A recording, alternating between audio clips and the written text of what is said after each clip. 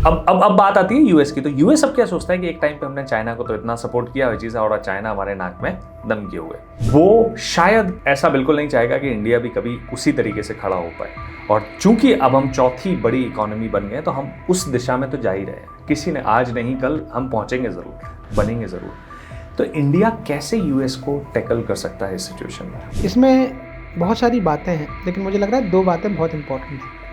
एक तो अमेरिका की ट्रेड रिलेटेड रिक्वायरमेंट इंडिया से क्या है, इंपोर्ट की भी और एक्सपोर्ट की भी। इंडिया के मुकाबले वो चाइना को क्या रेट करते हैं, कहाँ रेट करते हैं, कैसे रेट करते हैं। तीसरी जो बड़ी बात है, जो चाइना उनको एक पावर के तौर पर उभर रहा है, वो उनको फूटी आँख नहीं सुभा रहा, ये तय मान के चलिए।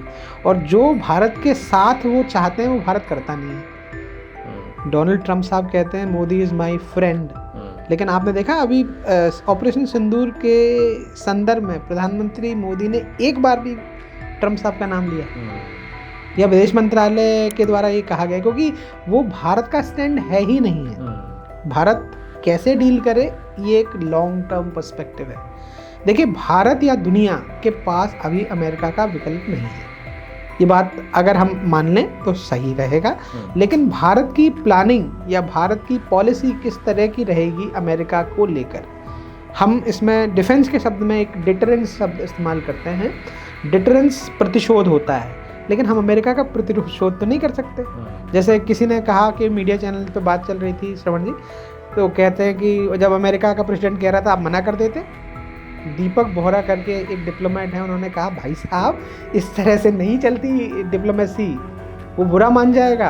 आपको अभी उनकी पावर का अंदाज़ा नहीं है, और जिस नोशन में है वो दिक्कतें खड़ा कर रहा है दुनिया के लिए। हमें इस वक्त बच के चलने की आवश्यकता है। एक आपने कहा कि कैसे डील करें, दूसरा हमें उनको इस तरह से डील करना है क्योंकि उनकी भी इक्वेशन हमारे बिना नहीं बनती, चाहे वो साउथ एशिया में हो, चाहे वो ट्रेड में हो, चाहे वो टेक्नोलॉजी में हो, और चाहे वो मैन पावर में हो। जब अमेरिकन्स ने जो उनके यहाँ डोंकी करके गए इंडियंस थे, उन तक को हथकड़ी में भेजा, क्या मैसेज देना चाह रहे थे वो। और भारत भी एक स्टेट के तौर पर, भले हमारे सिविलियन हैं, ये नहीं है, मैं नहीं तर्क करता, लेकिन कोई भी अनाधिकृत तरीके से अगर किसी के यहाँ चोरी करके जाएगा तो चोर कहलाएगा। तो इसमें कोई ऐसा तर्क करने की आवश्यकता नहीं, लेकिन अमेरिका को हमें बहुत केयरफुली टैकल करना है, एक ट्रेड में, डिप्लोमेसी में और काउंटर टेररिज्म में। जो अमेरिका के साथ 2 सेंटिमेंट जुड़ते हैं, अमेरिका भी भले वो डीप स्टेट है, वो भी आतंकवाद के भुक्तभोगी है। याद करिए, मैं और आप शायद बचपन में थे, 2001 की घटना है, 2 प्लेन सीधे ट्विन टावर्स में घुसते हैं और उसके बाद दहशत फैलती है, इक्वेशंस बदलते हैं।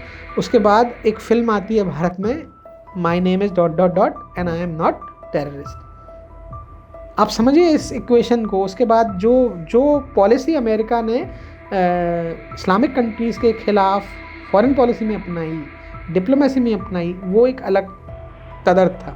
तब जब भारत बढ़ रहा है, अभी लोग और दुनिया, यहाँ तक कि वो मैंने कहा कि कौन दोस्त देश कौन है, सारे दोस्त हैं तब जब आपसे हित है, और कोई दोस्त नहीं है, इंक्लूडिंग पाकिस्तान। आपको लगता है कि पाकिस्तान 1-1.5 महीने 2 महीने बाद ट्रेड के लिए भारत से नहीं बरगलाएगा? कुछ ऐसे ट्रेड हैं जो इंडिया और पाकिस्तान के स्पेसिफिक ट्रेड हैं, थर्ड पार्टी की हो, यूएस या यूके होकर या दुबई होकर हम उनका सामान खरीद रहे हैं, वो हमारा सामान खरीद। कैसे, कौन सी चीज़ें? बहुत सारी चीज़ें, जैसे मान के चलिए फॉर एग्जांपल आर्टिस्टिक चीज़ें वो जो बनाते हैं, मेटल्स है, कुछ तरह की आर्टिस्टिक चीज़ें हैं या मेवे हैं, वो उधर से होकर रूट हो रहा है। कुछ चीज़ें हम नहीं, हमारे साथ भी, हम दवाई बेच रहे हैं साहब उनको। ह्यूमन ड्रग्स बहुत इंपॉर्टेंट चीज़ें हैं, ड्रग्स लाइफ सेविंग ड्रग्स। तो इक्वेशन तो बदलेगा। रही बात अमेरिका के एग्रेशन को कैसे झेलें, तो अमेरिका अभी हमारे खिलाफ एग्रेशन में नहीं है, वो भारत से कुछ हित चाहता है, तो हमें तटस्थ रहकर हमें मध्यस्थता नहीं लेनी है। ये तो आप तय कर लीजिए, हमारी फॉरेन पॉलिसी कभी भी नहीं रही है। अमेरिका चाहता है कि वो नेगोशिएटर बने, जैसे वो नेगोशिएशन के टेबल पर आपको लाएगा वो पटक देगा, और भारत ये कभी नहीं करेगा।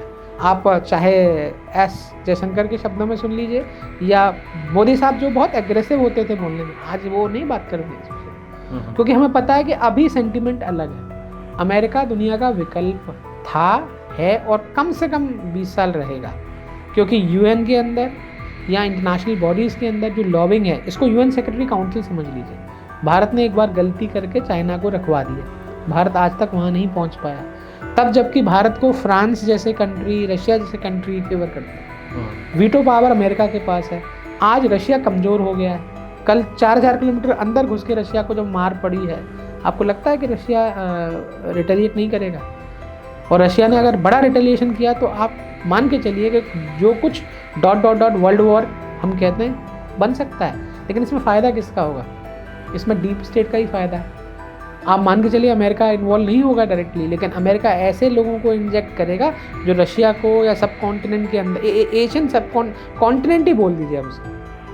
आपको नहीं लगता अमेरिका को नहीं खटकता चाइना और रशिया का पास रहना? तू अगर मुझसे कोई बात करे, बात नहीं, तुम किसी गैर को चाहोगी तो मुश्किल होगी।